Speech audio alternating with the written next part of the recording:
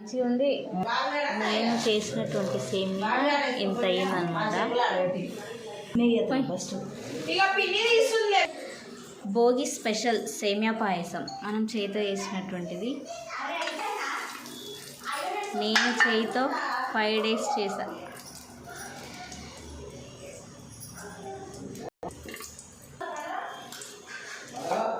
అన్నీ దించలేక సరిపోతాయా కిందికి సేమ్ ఇదంతా? సరిపోతే స్వీట్ లైట్గా సేమియా.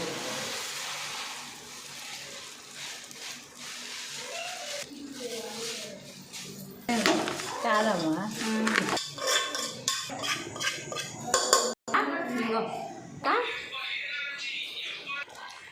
ఫైనల్ సేమియా రెడీ.